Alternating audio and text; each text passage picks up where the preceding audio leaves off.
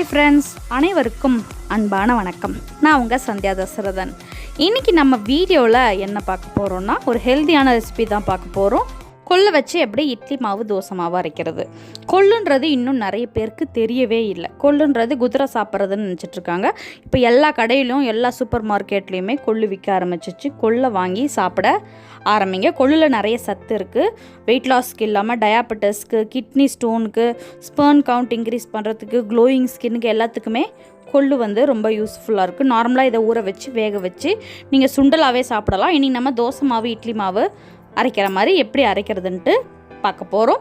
நார்மலாக நம்ம அரைக்கிற மாதிரி 1 கப்பு அரிசிக்கு 1 கப்பு கொள்ளு சேர்த்து நைட்டே ஊற வச்சுக்கலாம். 1/4 கப்பு உளுந்து, அதாவது இது நான் கம்மியாக போட்டதுனால நான் கையிலே கொஞ்சமாக உளுந்து போட்டிருக்கேன். தோசை மாவுக்குன்றப்ப நீங்கள் கொஞ்சமாக உளுந்து போட்டுக்கலாம். இட்லின்றப்ப கரெக்டாக 1/4 கப்பு உளுந்து போட்டுக்கோங்க. எந்த கப்பில் மெஷர் பண்ணுறீங்களோ அந்த கப்பில்.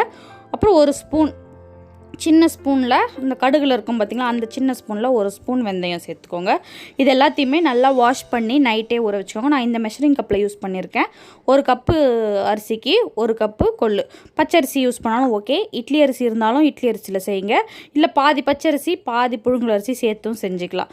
1 கை உளுந்து, கொஞ்சம் வெந்தயம் சேர்த்து நைட்டே நல்லா வாஷ் பண்ணி காலையில் நல்ல தண்ணியில் அதை ஊற வச்சு காலையில் எடுத்து அரைக்கிறோம். இது நான் ஏற்கனவே கிரைண்டரில் நார்மல் அரிசி மாவை அரைச்சிட்டு இதை சேர்த்துருக்குறேன். நம்ம ஊற வச்ச தண்ணியை வச்சே நம்ம இந்த மாவை அரைச்சி எடுத்துக்கலாம். நல்லா நைஸாக அரைச்சிக்கோங்க.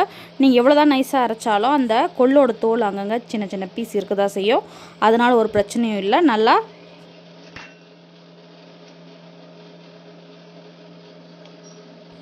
நைஸாக அரைச்சி ஒரு பாத்திரத்தில் எடுத்து வச்சுக்கோங்க. நார்மலாக நீங்கள் இட்லி தோசைக்கு எடுக்கிற மாதிரி உப்பு போட்டு கலந்து வச்சுக்கிறீங்க. நார்மலாக நீங்கள் எப்போவுமே உப்பு போட்டு கரைக்கிறீங்கன்னா உப்பு போட்டே கரைச்சி வச்சுக்கோங்க.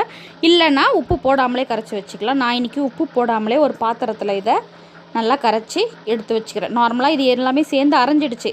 இருந்தாலும் நம்ம கையை வச்சு ஒரு தடவை 1 to 2 தடவை நல்லா மிக்ஸ் பண்ணி விட்டோன்னா புளிக்கிறதுக்கு ஈஸியாக இருக்கும். ஒரு பாத்திரத்தில் இதை சேர்த்து கலெக்ட் பண்ணி எடுத்து வச்சுக்கலாம். நல்லா ஃப்ளஃபியாக நைஸாக வந்துட்ட பிறகு ஒரு 6 மணி நேரம் இதை பாத்திரத்தில் நல்லா புளிக்க விடலாம். அந்த பாருங்க 6 மணி நேரம் கழித்து நல்லா புளிச்சு வந்திருக்கு. நல்லா நுரக்கட்டி ரைஸ் ஆகி வந்திருக்கு பாருங்கள். இதை நல்லா கலக்கி விட்டுக்கோங்க. இதுக்கப்புறம் நம்ம இதில் உப்பு போட்டு இட்லியும் ஊற்றிக்கலாம், தோசையும் ஊற்றிக்கலாம். இன்றைக்கி நம்ம தோசை பார்க்க போகிறோம். நல்லா கிறிஸ்பியாக வந்திருக்கு பாருங்கள். அது புளித்த பிறகு நம்ம தோசை சுடும்போது தான் அந்த டேஸ்ட்டும் வரும், அந்த கிறிஸ்பினஸும் வரும். இட்லின்றது வெயிட் லாஸ்க்கு ஃபஸ்ட்டு ப்ரிஃபரன்ஸ் இட்லி கொடுங்க. நார்மலாக எல்லாரும் சாப்பிட்றவங்க இந்த மாதிரி தோசை மாதிரி குழந்தைங்களுக்கு சுட்டு கொடுத்தீங்கன்னா கண்டிப்பாக விரும்பி சாப்பிடுவாங்க. இட்லியை விட தோசை விரும்பி சாப்பிடுவாங்க. இதுக்கு நீங்கள் கார சட்னி, தேங்காய் சட்னி, சாம்பார் எது தொட்டு சாப்பிட்டாலும் நல்லாயிருக்கும். நீங்கள் அப்படியே வெறுமனே கூட சாப்பிடலாம், டேஸ்டியாக இருக்கும். ஹெல்த்தியான ஒரு தோசை இன்றைக்கி பார்த்துருக்குறோம். இதை நீங்களும் உங்கள் வீட்டில் ட்ரை பண்ணி பார்த்துட்டு எப்படி வந்துச்சுன்ட்டு கமெண்ட்ஸில் சொல்லுங்கள். உங்கள் ஃப்ரெண்ட்ஸ் எல்லாருக்கும் ஷேர் பண்ணுங்கள். நம்ம சேனலுக்கு நீங்கள் தான் ஃபர்ஸ்ட் டைம் வரீங்கன்னா சப்ஸ்கிரைப் பண்ணிவிட்டு பக்கத்தில் இருக்க பெல் ஐக்கானை கிளிக் பண்ணிவிடுங்க. Thank you friends. மீண்டும் அடுத்த வீடியோவில் சந்திக்கலாம். நன்றி, வணக்கம், வாழ்க வளமுடன்.